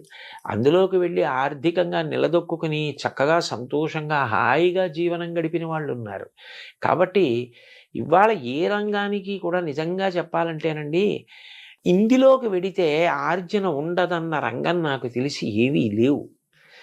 మనిషి బాగా నిలదొక్కుని నైపుణ్యం సంపాదించాలి తప్ప ఒక వైణికుడిగా ఎంత స్థాయికైనా వెళ్ళచ్చు, ఒక గాయకుడిగా ఎంత స్థాయికైనా వెళ్ళచ్చు, ఒక విద్వాంసుడిగా, ఒక కవిగా, ఒక రచయితగా, ఒక వ్యాఖ్యాతగా ఎంత స్థానాన్నైనా పొందవచ్చు. అంటే మనం ఏ రంగాన్ని ఎంచుకున్నా, ఏ పని చేసినా అందులో హైట్స్ చూడాలి, ఎక్సెల్ అవ్వాలి అనే ఒక పట్టుదల ఆ మనిషిలో ఉండాలి. పిల్లల్ని అది వాళ్ళలో ఉందన్నప్పుడు తల్లిదండ్రులు ప్రోత్సహించడం కూడా అవసరం. చాలా ముఖ్యం. చాలా ముఖ్యం అండి. స్వామి వివేకానంద అన్నారు కదా, నాకు ఇల్లు ఊడ్చే ఉద్యోగం వస్తే ఎవరు ఊడ్చనంతగా ఇల్లు ఊడుస్తాను అన్నారు. అది కావాలండి. అంత బాగా పిల్లలు ఏది బాగా చేస్తున్నారో వాళ్ళ అనురక్తి ఎటువైపు ఉంది గుర్తించగలిగితే వాళ్ళు అందులో చాలా తేలిగ్గా అల్లుకుంటారు. భగవంతుడు అందరికీ అనేక రకాలైన ప్రజ్ఞ ఇస్తాడు. ఆ ప్రజ్ఞని చంపేయకుండా అది వృద్ధిలోకి వచ్చేటట్టు చేస్తే వాళ్ళు ఏ స్థాయికైనా వెడతారండి. అంటే ఎథిక్స్, వాల్యూస్ దీనికి అడ్వైజర్గా మీరు నియమించబడ్డారు. ఈ ఎథిక్స్, వాల్యూస్ పిల్లలకు బోధించడంతో పాటు తల్లిదండ్రులకు కూడా బోధించాల్సిన అవసరం ఉంది కదా, అదేమైనా చేపడతారు? ముఖ్యం ఒక్కడి నుంచి స్టార్ట్ చేయాలంటున్నారు అసలు. తప్పకుండా అది పిల్లలకి చెప్పేటప్పుడే ఇప్పుడు మీరు అడిగిన ప్రశ్నకి జవాబుగా నేను చెప్తున్నది ఏదుందో అది తల్లిదండ్రులందరికీ నేను చేస్తున్న ప్రార్థనే. పిల్లల విషయంలో వాళ్ళకి దేని మీద అనురక్తి ఉందో దాన్ని గమనించండి. ఆ అనురక్తి వైపుకి వాళ్ళని నడిపించడం చాలా తేలిక. అట్లా నడిపిస్తే వాళ్ళు వృద్ధిలోకి వస్తారు. బాబుగారు చిన్నప్పుడు బొగ్గట్టుకుని బొమ్మలు గీస్తే వాళ్ళ అమ్మగారు ప్రోత్సహిస్తే కదూ అంత గొప్ప చిత్రకారుడు అయ్యారు. ఎవరు దేనిలో ప్రఖ్యాతి వహించడానికి అవకాశం ఉందని అనుకుంటున్నారో దాన్ని ప్రోత్సహిస్తేనే వాడు ఆ రంగంలో నిలదొక్కుంటాడు. అంతేగాని ఎంతసేపు నువ్వు ఇదే కావాలి, ఇదే కావాలి, ఇదే కావాలని మోసపోసినట్టుగా కోరుకుంటే వివిధ రంగాలలో ప్రజ్ఞావంతులు ఎక్కడి నుంచి వస్తారండి? అంటే మీరు ఏర్పాటు చేసే సమావేశాలు కానీ లేకపోతే వీటిల్లో క్లాసెస్లో కానీ తల్లిదండ్రులు కూడా మీరు ఆహ్వానించాలి. అయ్యో, అనేక సందర్భాల్లో తల్లిదండ్రుల్ని కూడా కూర్చోపెట్టడం, తల్లిదండ్రులు ఉన్న సభలకి ప్రత్యేకంగా వెళ్ళి మాట్లాడడం కూడా ఉందండి. అట్లా కూడా నేను మాట్లాడిన సందర్భాలు ఉన్నాయి. ఉపాధ్యాయులు, తల్లిదండ్రులు వీళ్ళ యొక్క పాత్ర చాలా ప్రధానమైంది కదా, యువత బాల్యులు మంచి తయారవ్వాలంటే. వాళ్ళందరినీ కూడా మీ చేసే వర్క్షాపులు కానీ రేపు భవిష్యత్తులో చేయే కార్యక్రమాల్లో వీళ్ళందరినీ తప్పనిసరిగా తీరాలి, కలిపే ప్రయత్నం మీరు తప్పనిసరిగా చేస్తారు. అయితే ఇప్పుడు ఎథిక్స్, వాల్యూస్ అన్నారు. ఈ మాటలు వినడానికి ఇప్పుడు ప్రస్తుత కాలంలో ఇవి చాలా బరువుగాను, పెద్దగాను, సత్యదూరంగాను అనిపిస్తున్న మాటలు కదా. విలువలు లేవంటున్నారు, ఎథిక్స్ అమ్ము అది అంటున్నారు. ఇది ఛాలెంజ్గా లేదా? దీన్ని మనం మళ్ళీ సొంతం చేసుకుంటాం? లేదండి, నిజానికి. ఎందుకంటే మీరు ఒక్కటి ఆలోచించండి, మిగిలిన ప్రాణులన్నింటికీ కూడా ఒక్కటే ధర్మం, పశుధర్మం అంతే. దానికి నీతి పాటించాలి, నియమం పాటించాలి అని చెప్పలేరు. ఒక పెద్ద పులికి ఆకలేస్తే నిండు గర్భిణి అయి అప్పుడే ప్రసవిస్తున్నటువంటి ఒక లేడిని కూడా చెనకి తింటుంది. అది దాని ధర్మం. దానికి అహింస, దయ బోధించలేరు. మంచి గుణములన్నీ ఉండి తీరవలసింది ఎవరికి అంటే మనిషికే. మీరు ఒక్కటి ఆలోచించండి, నీతి అన్నది ఒక్కటి విడిచిపెట్టేస్తే ఎవరికీ భద్రత ఉండదు. ఎందుకనంటే ఏ క్షణాన ఎవరు ఎవరిని కాటేస్తారో, ఎవరు ఎవరిని మోసం చేస్తారో తెలియని పరిస్థితి ఉంటుంది. అభద్రతాభావం అన్నది ఉండిపోయిన నాడు, శాంతి లేని నాడు, ఎవరు ఎంత చదువుకున్నా, ఎవరు ఎంతంత పదవులలో ఉన్నా దాని వలన ఏది ప్రయోజనం? ఏదీ లేదు. తాను ప్రశాంతంగా ఉండవలసింది, అందరినీ ప్రశాంతంగా ఉంచవలసింది మనిషి ఒక్కడే. ఆ మనిషి అన్ని జీవులు ప్రశాంతంగా ఉండేటట్టు చేయడం నీతిని పాటించడం ద్వారానే. అది పాటించడం వల్ల అంత పెద్ద ప్రయోజనం ఉన్నప్పుడు అది బరువు అవ్వవలసిన అవసరం ఏముంది? ఇప్పుడు నా కూతురుంది, నా కూతురు బయటికి వెళ్ళినప్పుడు భద్రంగా ఉంటుందన్న నమ్మకం నాకు కలగాలి. వేరొకరి కూతురు బయటికి వెళ్ళినప్పుడు భద్రంగా ఉంటుందన్న భావన వారికి కలగాలి. అప్పుడు వారి కూతురి విషయంలో నేను మర్యాదగా ప్రవర్తించాలి, నా కూతురి విషయంలో వారు మర్యాదగా ప్రవర్తించాలి. ఎవరు మర్యాదగా ప్రవర్తించకపోయినా శాంతి లేదు.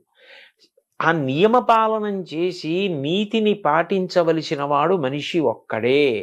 ఎందుకనంటే ఒక ప్రాణి వేరొక ప్రాణి యొక్క విభూతిని వాడుకోదు. మహా అయితే ఆహారం కోసం తింటుందంతే. ఏనుగు దంతం పెద్ద పులికి అక్కర్లేదు. ఏనుగు దంతంతో బొమ్మ చేసేవాడు మనిషి. నెమలి నాట్యం చూసి నాట్యం నేర్చుకునేవాడు మనిషి. గాడిద మీద బరువులు మోయించేవాడు మనిషి. గుర్రం ఎక్కి ఎత్తైన ప్రదేశాలకు వెళ్ళేవాడు మనిషి. ఏ ప్రాణిలో ఏ విభూతి ఉంటే దాన్ని వాడుకునేవాడు మనిషి. అయినప్పుడు ఆ మనిషి తాను ప్రశాంతంగా ఉండాలి, చుట్టూ ఉన్న వాళ్ళని ప్రశాంతంగా ఉంచాలి, సమస్త జీవులను ప్రశాంతంగా ఉంచాలి. మనిషి కట్టు తప్పాడనుకోండి, అతని ఒక్కడితో పోదండి. ఏటికి వరదొస్తే ఒక ఊరికి ప్రమాదం, సముద్రానికి ఉప్పెనొస్తే పెను ప్రమాదం. అండ్ ఈ జీవ వైవిధ్యము, బయోడైవర్సిటీ అని మనం ఈరోజు ఇబ్బంది పడుతున్నాం కదా, దానికి మనిషి యొక్క మితిమీరిన స్వార్థము ఒక కారణం కదా. అందుకే ప్రతి విషయంలోనూ ఆ నీతి, స్వీయ నియంత్రణ చాలా అవసరం. సముద్రం నేను చిలీలి కట్ట దాటను అని ఓ నియమం పెట్టుకుని చేతకాని దానిలా కెరటం అక్కడ వరకు వచ్చి వెనక్కి ఎడుతోంది. సముద్రం నేను ఎన్నాళ్ళు ఇలా ఉంటాను, ఏడాదికి ఒక్క 2-3 రోజులు నా ఇష్టం వచ్చిన చోట ఊళ్ళోకి ఎడతానంటే, అన్నేళ్ల నుంచి అలా నియమానికి సముద్రం కట్టుబడి ఉన్నప్పుడు కట్టుబడ్డానికి మనిషికి ఎందుకు కష్టం? అంటే ఒక్క మనిషి తప్ప మిగతా ప్రకృతి జంతువులన్నీ కూడా సహజంగా ప్రవర్తిస్తున్నాయి, మనిషే మారిపోతున్నాడు కదా. అంత మారిపోవలసిన అవసరం లేదండి. అయితే అతి తెలివితేటలు కూడా మంచిది కాదు. కాలం మారుతోంది, మేము మారుతున్నాం అంటూ ఉంటారు. కాలం మారడం అంటే కాలానికి ప్రధానం సూర్యచంద్రులు. సూర్యుడు తూర్పును ఉదయించడం మానేశాడా, పశ్చిమాన్ని అస్తమించడం మానేశాడా? ఋతువులు 6 అలాగే ఏర్పడుతున్నాయి. శీతాకాలంలో చలేస్తోంది, హేమంత ఋతువులో మంచు పడుతోంది. ఎప్పుడు ఎలా ఉంటుందో అలాగే ఉంది. కాలం ఎక్కడ మారింది? కాలం ఏం మారలేదు, మనం మారి కాలం మీద నెట్టేస్తున్నాం. మారింది మనిషి ఒక్కడే మారాడు. కానీ ఆ మారడం మంచిగా మారితే పర్వాలేదు. మంచిని వదిలిపెట్టి మారకూడని రీతిలో మారి దాన్ని కాలం మీదకో ఇతరుల మీదకో నెట్టేస్తే తర్వాత ఆఖరణ ముప్పుని మాత్రం మనిషే మొట్టమొదట భరించవలసి ఉంటుంది. ఇప్పుడు మన కరోనాలు కానీ ప్రకృతి వైపరీత్యాలని అటువంటివి మనిషి దూరం అవుతున్న కాలంలోకి మనం వచ్చేసాం. ఇప్పుడు ఎథిక్స్, వాల్యూస్ అంటే పిల్లలకి ఈతుకు చెప్పాలంటే మామూలు physics, chemistry, mathematics, economics, history ఇవన్నీ ఉన్నాయి. ఇవి మరి మన పాఠ్యాంశాల్లో తగ్గిపోతున్నాయి కదా. ఒకటి పెద్ద బాల శిక్ష అవన్నీ ఉండేవి, శతకాలు ఉండేవి. మనం తెలుగు వరకు మనం మాట్లాడుకుంటే, ఆంధ్రప్రదేశ్లో మాట్లాడుకుంటే అవి కూడా విద్యా విధానంలో సిలబస్లో తీసుకురావాల్సిన అవసరం కూడా ఉంది కదా. అవి తప్పకుండానండి. ఎందుకనంటే ఏదైనా ఒకటి జ్ఞాపకం ఉండాలి అంటే మీకు పద్యం కన్నా తేలిక మార్గం ఇంకోటి ఉండదు. ఛందోబద్ధమైన పద్యం 4 మాటలు చదివితే జ్ఞాపకం ఉంటుంది. ఇప్పుడు మీరు నైతిక విలువల గురించో లేకపోతే వాళ్ళు జీవితంలో పాటించవలసిన మౌలికమైన నీతి గురించో మీరు ఎంత ప్రసంగం చేసినా అప్పటికి వాళ్ళు పట్టుకున్న కాలక్రమంలో అది విస్మృతికి గురైపోతుంది. ఒక పద్యం అనుకోండి, వాళ్ళకి ధారణలో ఉంటే వాళ్ళు ఎప్పుడు ఏ సందర్భాన్ని ఎదుర్కోవలసి వచ్చినప్పుడు పద్యం స్ఫురణకు వస్తుంది.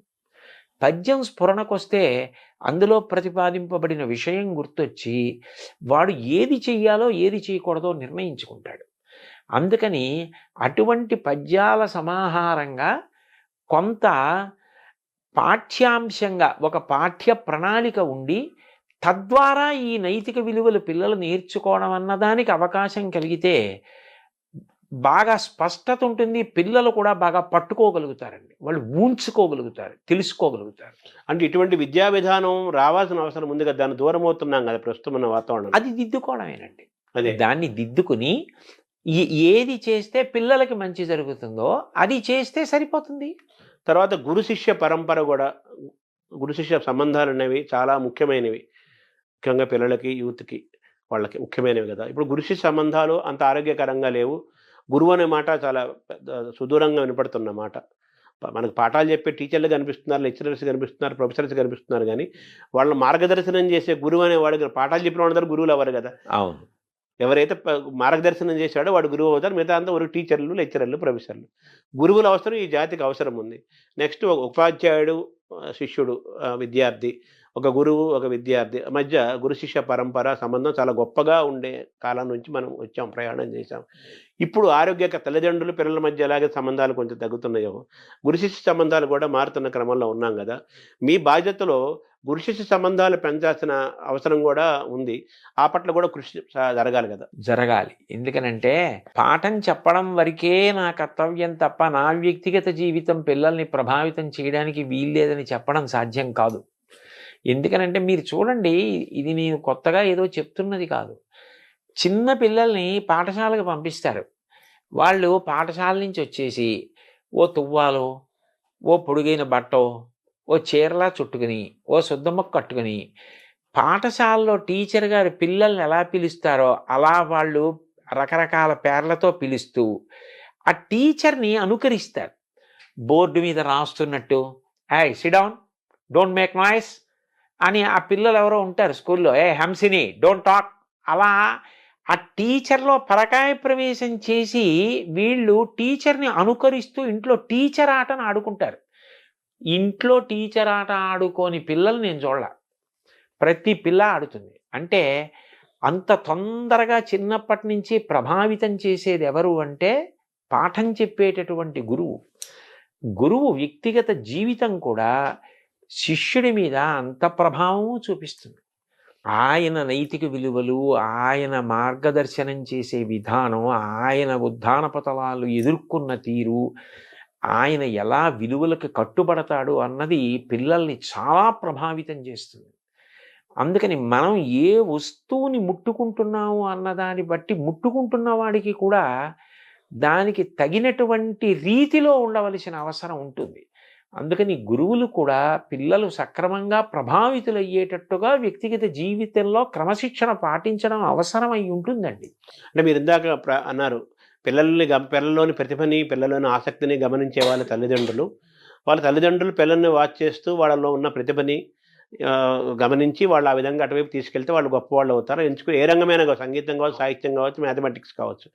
అలాగే గురువులు కూడా విద్యార్థిలోని ప్రతిభని గమనించి ప్రోత్సహించి మార్గదర్శనం చేసేవాడు. గురువు యొక్క పాత్ర కూడా చాలా గొప్పది కదా. చాలా గొప్పదండి. సో తల్లిదండ్రులకి ఎలాగైతే పెంపకము ఎలాగైతే మనం అనుకున్నామో వాళ్ళకు కూడా క్లాసులు చెప్పాలి, వాళ్ళకు కూడా మనం బోధించాలి, వాళ్ళలో కూడా మార్పు రావాలి అని అనుకుంటున్నాము. గురువులకు కూడా పాఠాలు చెప్పాల్సిన పరిస్థితిలోకి వచ్చేసింది కదా ఇప్పుడు. అవి కూడా చేపడతారా మీరు?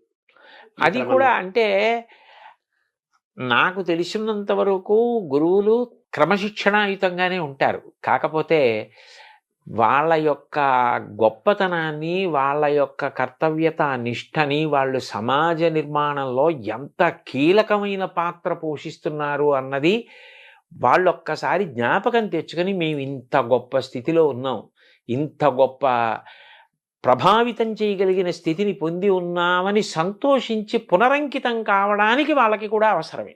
వాళ్ళతో కూడా మాట్లాడడం అన్నది అవసరమై ఉంటుంది. వాళ్ళకి కూడా 4 మంచి మాటలు, అయ్యా మీ వల్ల ఇంత ప్రభావితులు అవుతారు అని చెప్పవలసి ఉంటుందండి. తల్లిదండ్రులు, గురువులు, పిల్లలు అందరికీ మూకుమ్మడిగాను చెప్పాల్సిన అవసరం ఉంది, ఇండివిజువల్గాను చెప్పాల్సిన అవసరం చాలా ఉంటుందండి. అయితే ఒకప్పుడు టీచర్లు కానీ, లెక్చరర్స్ కానీ వాళ్ళ కెమిస్ట్రీయో, ఎకనామిక్సో, హిస్టరీయో, ఇంగ్లీష్ ఆ పాఠాలు ఎంత అవసరమో చెప్తూ అనేక మిగతా అంశాలు, జనరల్ నాలెడ్జి, కళలు, సంస్కృతి, చరిత్ర మిగతా అంశాలు కూడా చెప్తూ విద్యార్థిని అద్భుతంగా తీర్చిదిద్దే వాతావరణం ఉండేది. నేను ఉన్నటి వరకు ఉండేది. ఇప్పుడు కూడా కొంతమంది అక్కడక్కడ ఉంటారు, వాళ్ళు కూడా తగ్గుతున్నారు కదా.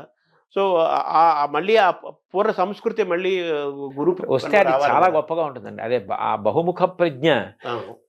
ఒక పాఠం చెప్తూ అనుషంగికంగా అనేక విషయాల్ని దాంట్లో ప్రతిపాదించడం చేత విద్యార్థి చాలా ప్రభావితులవుతాడు.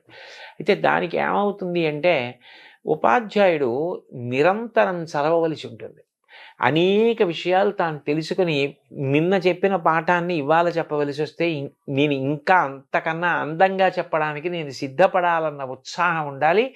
అన్నిటికన్నా అవసరం ఏంటంటే పాఠం చెప్పేటప్పుడే వాడికి, ఆ వింటున్న పిల్లవాడికి క్రమశిక్షణ, తాను పొందుతున్న విద్య వలన సమాజ హితానికి ఉపయోగించాలి తప్ప అది స్వార్థానికి ఉపయోగించకూడదు అన్న ఒక పూనిక కలిగేటట్టుగా చెప్పవలసిన అవసరం ఉంటుందండి. అది చాలా అవసరం. ఎందుకనంటే మీరు చూడండి, ఒక్కొక్క తరగతి దాటుతూ వెళ్ళిపోతున్నాడు అనుకోండి, అతను ఒక పెద్ద పదవిని అధిష్ఠించడానికి సిద్ధపడిపోతున్నాడు. ఇప్పుడు ఆ చదువు అన్నది ఒకటే మీరు ఇచ్చేసి పంపించేశారనుకోండి, అప్పుడు అతను దాన్ని సమాజహితానికి వాడచ్చు, స్వప్రయోజనానికి వాడుకోవచ్చు. అట్లా కాకుండా దీని వలన నీకు అనంత విభూతి కలుగుతోంది, అనంత శక్తి, సామాన్యమైన శక్తి కాదు, దీన్ని నువ్వు సమాజపరం చేయాలి తప్ప దీన్ని నువ్వు స్వార్థానికి వాడుకోకూడదు అన్న విషయం పాఠంతో పాటుగా వెళ్ళిపోవాలి. వెళ్ళిపోతే అది హెచ్చరికగా, అది ఉపదేశంగా తీసుకుంటాడు. చూడండి, ఏష ఉపదేశ ఏష ఆదేశ అన్నట్టు ఉపదేశం ఉండాలి, ఆదేశం ఉండాలి, అందులోని రెండూ ఉండాలి. రెండూ ఉంటే వాడికి జీర్ణం అవుతుంది. నువ్వు ఇంత గొప్ప వైద్యుడివి అయ్యావు, సమాజ హితం ప్రధానం తప్ప నీవు సంపాదించుకోవడం ప్రధాన ప్రయోజనం కాకూడదు. సంపాదించుకోవద్దని ఎవ్వరనరు, కానీ ప్రధాన ప్రయోజనం కాకూడదు. ఒక ఇంజనీర్కి అంతే, ఒక టీచర్కి అంతే, ఒక ఉద్యోగికి అంతే. ఎంత గొప్ప స్థితికి వెడుతున్నాడో అంతగా సమాజ హితాన్ని చూడడం అలవాటు కావాలి. ఆ కోణం రావాలండి. ఈ ప్రయాణంలో జాతి నిర్మాణంలో, సంస్కృతి యొక్క పరిరక్షణలో, వికాసంలో భాష యొక్క పాత్ర, ప్రభావం దాని చాలా పెద్దది, గొప్పది, ముఖ్యమైనది కదా. ఇప్పుడు మనకు తెలుగు భాష దూరం అవుతుంది. మన విద్యా విధానంలో అంతా ఇంగ్లీష్ మీడియం వస్తుంది, తెలుగు దూరం అవుతుంది.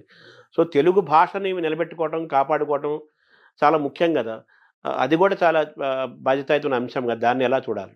అప్పుడు తెలుగుకి సంబంధించినంత వరకు ఏ నైతిక విలువలు, నీతి, నియమం, క్రమశిక్షణ ఇలాంటివి మీరు బోధించాలనుకుంటున్నారో అవి తెలుగులో చెప్పడం వల్లే బాగా మనిషిలోకి ప్రవేశించే అవకాశం ఉంటుంది. ఎందుకనంటే అది మాతృభాష కదండి. ఇప్పుడు ఆంగ్ల భాష వద్దు అని చెప్పడం కూడా సాధ్యం కాదు. కానీ రెండింటికి కూడా సమాన గౌరవం ఉండాలి. ఎందుకంటే ఇంగ్లీష్ అనేటటువంటిది భార్య, తెలుగు అన్నది తల్లి. ఒక వ్యక్తి సంతోషంగా ఎప్పుడు ఉంటాడు, ఇంటికి వచ్చేటప్పటికీ తల్లి తన భార్య హాయిగా కలిసిమెలిసి ఉన్నారనుకోండి, సుఖంగా ఉంటాడు. నీకు తల్లా భార్య అంటే ఏం చెప్తాడు? తల్లి ఉండాలి, భార్య ఉండాలి. ఇద్దరూ అన్యోన్యం ఎంతో ప్రేమగా ఉన్నప్పుడే ఆయన సంతోషంగా ఉంటాడు. ఇంగ్లీష్ అన్నది తాను ఇంకా ఇంకా వృద్ధిలోకి రావడానికి, ఇంకా ఎక్కువ గ్రంథాలు చదువుకోవడానికి, తాను బాగా పరిఢవిల్లడానికి ఉపయోగపడాలి.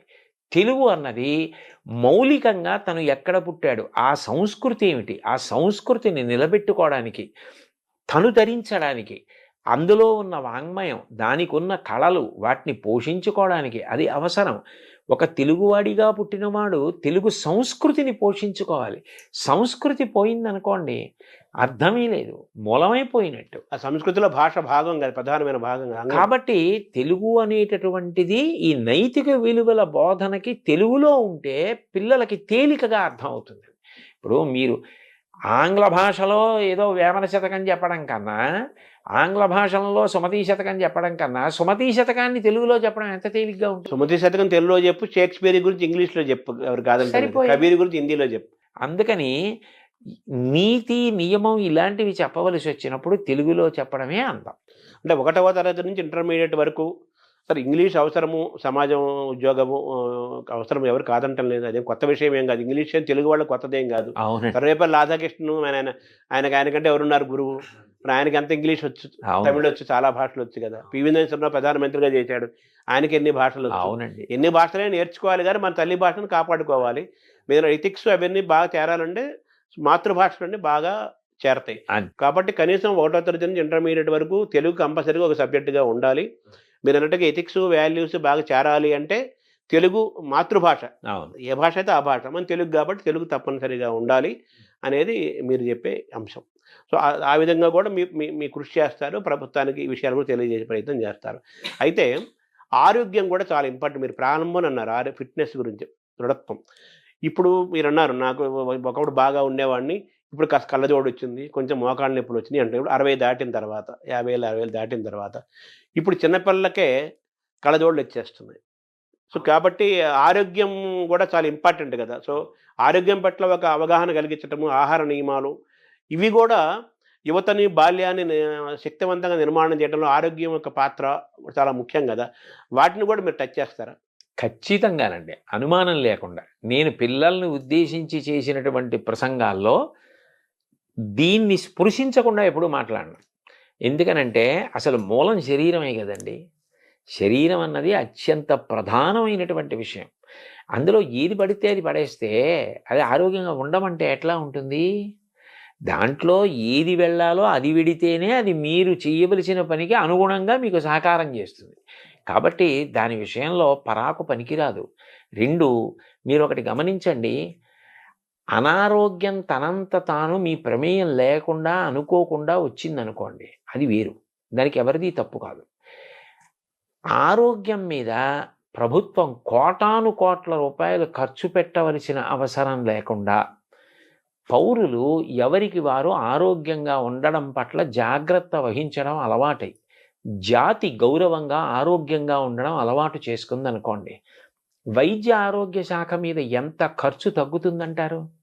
ఒక్క డిస్పోజబుల్ నీడిల్ వాడాలి అంటే, కొనాలి అంటే ఎంత అవుతుంది? ప్రతిరోజు కొన్ని లక్షల మందికి ఆ రక్తం తీయాలి అంటే డిస్పోజబుల్ నీడిల్స్ వాడాలంటే ఎన్ని కోట్ల రూపాయలు అవుతుంది. అది వాళ్ళ ప్రమేయం లేకుండా వాళ్ళు ఏ తప్పు చేయకపోయినా ఏదో అనారోగ్యం వచ్చిందనుకోండి, అది ఎవరు దాన్ని తప్పు పట్టరు. కానీ తను తినకూడనివి తినడం, తను త్రాగకూడనివి తాగడం, తను వ్యసనపరుడు కావడం, తను వ్యాయామం చేయకపోవడం, 4 అడుగులు నడవకపోవడం, వయస్సులో ఉండి 1 కిలోమీటర్ కూడా పరిగెత్తకపోవడం, అసలు సంధిబంధముల పట్ల జాగ్రత్త లేకపోవడం, దాని వలన అనారోగ్యం తెచ్చుకోవడం, వేలకి వేలు లక్షలకి లక్షలు ఖర్చు అయిపోతూ ఉండడం, ఇదంతా నిరర్ధకమైన విషయం కదా. అది 2 మానసికంగా కూడా చాలా తీవ్రమైన పరిస్థితిని కల్పిస్తుందండి. ఇప్పుడు నేనే ఉన్నాను, ఎక్కడికో ప్రవచనానికి వెళ్ళాలి. నేను ప్రవచనానికి వెళ్ళడం నా ఆరోగ్యం ఒక్కటి దాని మీద ఆధారపడదు. చుట్టుపక్కల ఉన్న వాళ్ళు కూడా ఆరోగ్యంగా ఉన్నప్పుడే అందరూ ఎవరి కర్తవ్యం వాళ్ళు చేయగలరు. వినేవాడు కూడా ఆరోగ్యంగా ఉండాలి, అది మీరు చెప్పింది వాడు వినాలి కదా. అందుకని ఇది చాలా అవసరం అండి, చాలా చాలా ముఖ్యమైన విషయం అది. సో విద్యాశాఖ, సాంస్కృతిక శాఖ, క్రీడా శాఖ, ఇన్ని శాఖల మధ్య సమన్వయం చేసుకుంటూ వెళ్ళాలి. మీరు అంత బాధ్యత గల పాత్రలోకి మీరు పోషించాల్సి వస్తుంది. అంటే నేను పోషించడం చెప్పడం వరకు మీ వరకు మీ మనసులో ఒక ప్రణాళిక అది అక్కడ వరకు. ఇవి అన్నీ కూడా విద్యార్థుల విషయంలో అత్యంత అవసరమైన విషయాలండి. నా వరకు నాకైతే విద్య నేర్పుట అన్న మాటలో పిల్లాడికి చదువు చెప్పడం, పుస్తకాల్లో ఉన్న విషయం చెప్పడం ఒక్కటి కాదు అని నేను బాగా నమ్ముతాను. ఒక పిల్లవాడు శారీరకంగా పెరగడం, మానసికంగా పెరగడం, నీతి నియమాలు తెలిసి ఉండడం, భగవంతుడు వాడికి ఏ తెలివితేటలు ఇచ్చాడో ఆ తెలివితేటల్లో వాడు చాలా బాధ్యత కలిగిన పౌరుడు కావడం. విద్య, ఆరోగ్యము, క్రీడలు, కళలు, చరిత్ర, సంస్కృతి, మానసిక, శారీరక, సామాజిక అన్ని రకాల వైభవాన్ని వాడు పొందాలి. పొందితే అమ్మో, లేకపోతే తరం మారేటప్పటికీ దేశం ఇంకా ఉన్నతిని పొందాలి. కానీ దేశం పతనం వైపుకి వెడితే ఎక్కడో తేడా జరుగుతోంది, ఎక్కడో దోషం జరుగుతోందని గుర్తు కదండి. ఆ విషయంలో ఎంతో జాగ్రత్త తీసుకోవలసిన అవసరం ఉంది కదా. సో ఇన్ని శాఖల మధ్య సమన్వయం జరగాలి, ఉండాలి. అది మనం చేసేది కాదు. అన్ని సమన్వయాలు మనం చేయలేము. ప్రభుత్వం మనం ఎంతవరకు అంటే దీని అవసరాన్ని మనం నమ్మినది ఏదో అది త్రికరణ శుద్ధిగా చెప్పడం వరకు మన కర్తవ్యం. ఈ క్రమంలో ప్రభుత్వము, ప్రజలు ఇద్దరూ భాగస్వామ్యం ఇవ్వాలి కదా. కేవలం ప్రభుత్వం కాదు కదా, ప్రజలు అవ్వాలి కదా. ఇందులో సంకుచిత దృష్టి వదిలిపెట్టాలండి.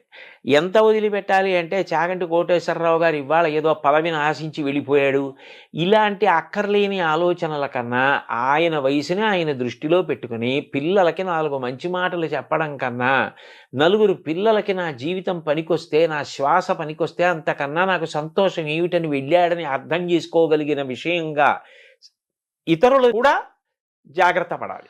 అందరూ సంకుచిత బుద్ధిని విడనాడి పిల్లల విషయంలో మాత్రం చేతులు కలిపి ఒకటిగా నిలబడితేనే జాతి నిర్మాణం జరుగుతుంది. అంటే ఒకప్పుడు మనం తల్లిదండ్రుల గురించి మాట్లాడుకున్నాము, గురువుల గురించి మాట్లాడుకున్నాము. ఒకప్పుడు మనకు అమ్మమ్మలు, బామ్మలు, పెద్దవాళ్ళు భారత, భాగవత, రామాయణ కథలు చెప్పేవాళ్ళు. అది కూడా మనం దూరం అవుతున్నాం కదా. సో వాళ్ళని కూడా మనం ఇన్వాల్వ్ చేయాలి, తాతల్ని, అమ్మమ్మల్ని, నాయనమ్మల్ని కూడా. అయ్యో, అసలు నిజానికి నా దృష్టిలో అయితే తాతగారి పక్క మనవడికి విశ్వవిద్యాలయం. అదే, తాతగారు మనవడిని పక్కన పడుకోబెట్టుకుని వాణ్ణి గుండెల మీద జోకొడుతూ తాతగారు చెప్పినటువంటి కథలే ఉన్నాయో మనవడికి జీవితాంతం జ్ఞాపకం ఉండిపోతాయి. ఆయన అనుభవజ్ఞుడు, జీవితంలో ఎన్నో ఎత్తుపల్లాలు చూసినవాడు. అటువంటి తాత పక్కన పడుకుని తాతగారు చెప్పిన మాటలు వినడం మనవడికి జీవితంలో గొప్ప అదృష్టం. తాతగారు చెప్పిన మాటలు వినాలి, తాతగారి పక్కన కూర్చోవాలి, నాయనమ్మ పక్కన కూర్చోవాలి. ఎందుకు వచ్చాయండి రామాయణ, భారత, భాగవతాలు? అవన్నీ ఏవో సంకుచితమైనవి అని అనుకోకూడదు. పొగట్టకి లొంగిపోయి ఎంత శక్తి ఉన్నవాడైనా శల్యుడు ఏమైపోయాడు? ఆనాడు భారతదేశంలో కృష్ణుడు ఎంత గొప్ప సారథో శల్యుడు అంత గొప్ప సారథి. కానీ పొగడ్తలకి లొంగిపోయి చిట్ట చివరికి శల్య సారథ్యవన్న అప్రతిష్ట తెచ్చుకున్నాడు. నీకు ఎంత శక్తి ఉన్నా పొగడ్తలకి లొంగిపోయే బలహీనత ఉంటే అలా అయిపోతావనడానికి ఇంకా శల్యుడి కన్నా ఉదాహరణ ఎవరుంటారు? ఎలా మహాభారతం పనికిరాని గ్రంథమైంది? ఏది ఎవరికి ఎంతవరకు అవసరమో అంతవరకు దాన్ని అంత అందంగా చెప్పడంలో కృతకృత్యులం కావాలి. అంతేగాని ప్రతిదాన్ని విమర్శించడంలో, ప్రతిదాన్ని తక్కువ చేయడంలో మనం గొప్పవాళ్ళం అయిపోతామా? అవం. సమస్యకు పరిష్కారం కావాలి కానీ సమస్యను మళ్ళీ మాట్లాడుకోవడం. పిల్లల విషయంలో పిల్లలకి ఏది చెప్పి ఎలా చెప్తే వాళ్ళు వృద్ధిలోకి వస్తారన్నది చాలా ప్రధానం. వాడు నీతి నియమాలు పాటించాలి.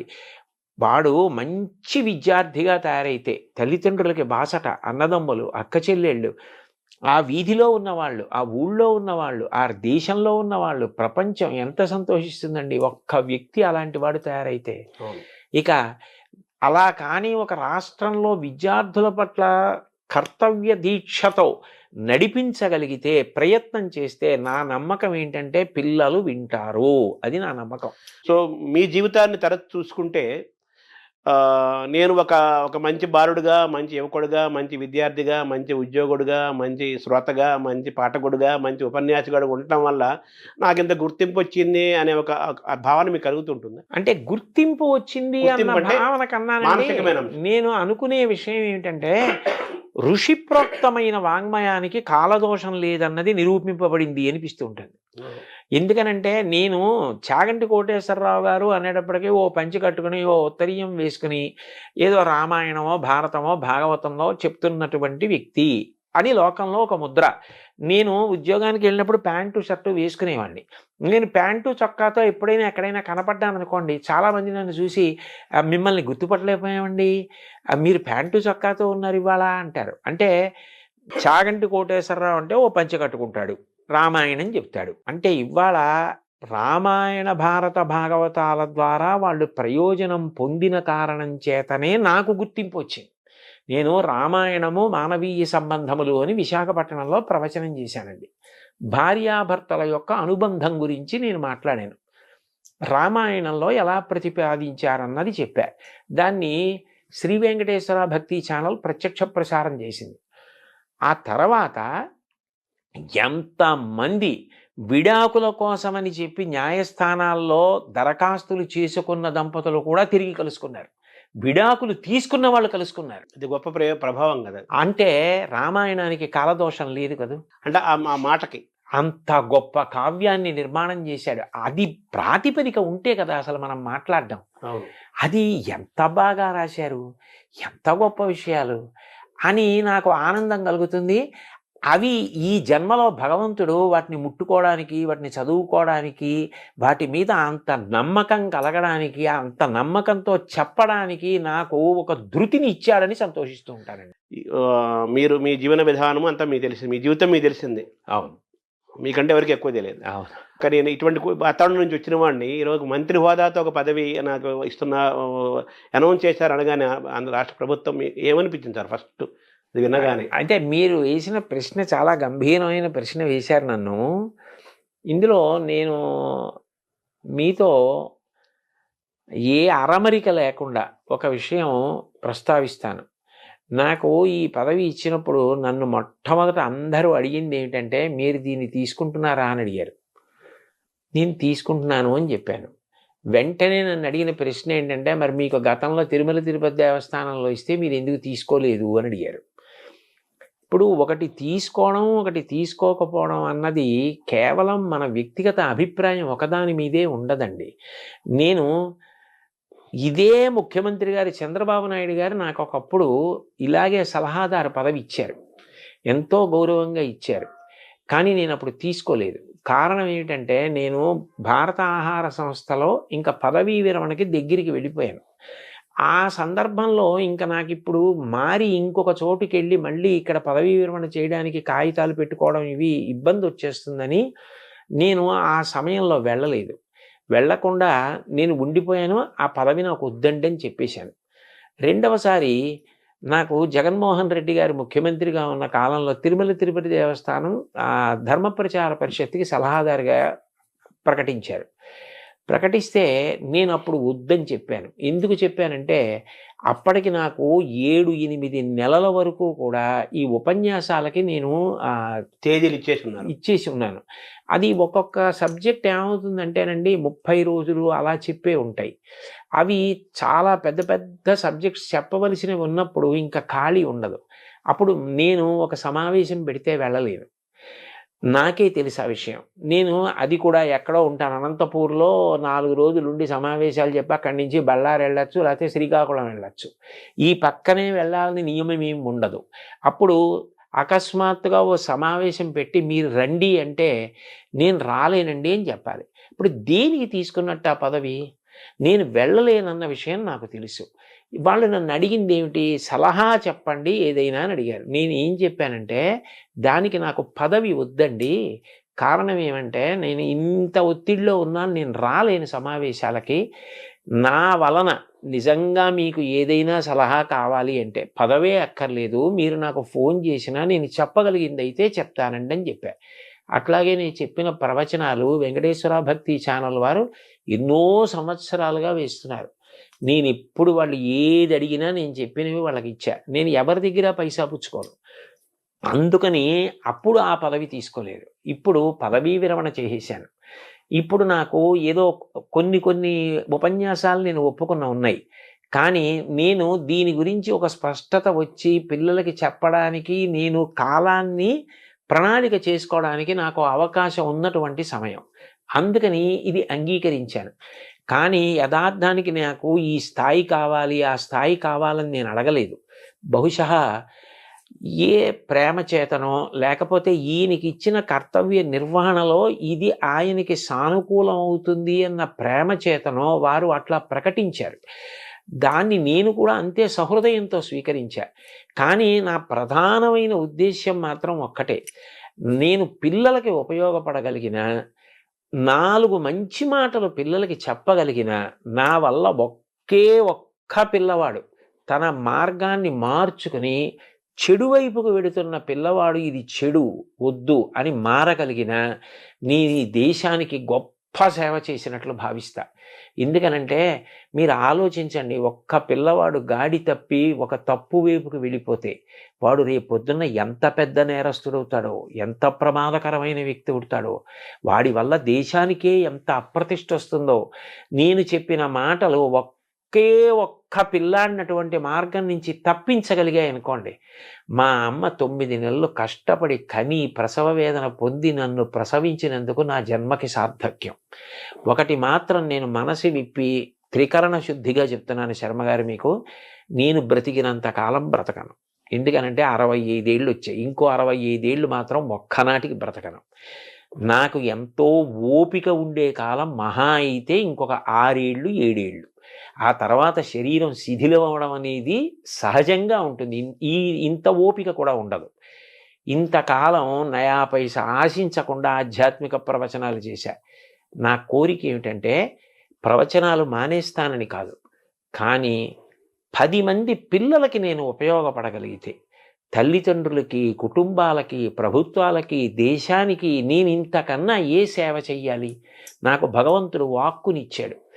ఆ మంచి మాటలు నేను పిల్లలకి చెప్పి 10 మంది పిల్లల్ని బాగు చేయగలిగితే ఈ దేశంలో పుట్టినందుకు, ఈ దేశమాత రుణం తీర్చుకోలేను. కానీ ఆ తల్లి వీడు నా కడుపున ఈ దేశంలో పుట్టినందుకు వీడు త్రికరణ శుద్ధిగా భవిష్యత్ తరాల కోసం తాపత్రయపడ్డాడని భరతమాత సంతోషిస్తే నాకు చాలు.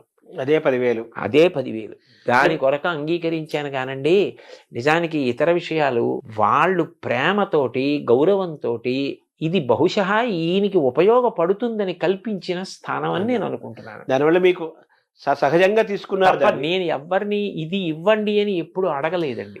అది కూడా కేంద్ర మంత్రి కేబినెట్ హోదా అన్నా కదా సహజంగా తీసుకున్నారు. కానీ దానికే మీరు అది వస్తుందని ఇది తీసుకోలేదు. ఇది చెయ్యాలి కాబట్టి ఒప్పుకున్నానంతే. వాళ్ళు ఏదో ఏర్పరిచారని. అయితే మీ కార్యక్షేత్రము ఎలా ఉంటుంది? తర్వాత మీ ఏ స్వేచ్ఛతో మీరు ప్రవచనాలు చెప్పటము, గో సంరక్షణ ఏం నడుస్తూనే ఉంటాయి? అయ్యో, అది ఇప్పుడు అకస్మాత్తుగా పూజ పూర్తయితే అక్షతలు నీళ్లు వదిలేసినట్టు వదిలేసేది కాదు కదండి. అది నా సప్తధాతువుల్లో జీర్ణం అయిపోయిన విషయం. అవును, అది నాకు ఎంతో సంతోషకరం. అది నేను వదిలిపెట్టేయలేను. నేను ఎప్పుడు భగవంతుణ్ణి ప్రార్థన చేసేది కూడా ఒకటే. నేను ఒక ప్రవచనం చేసేటప్పుడు నా దృష్టి అన్య విషయాల వైపుకి వెళ్ళదు.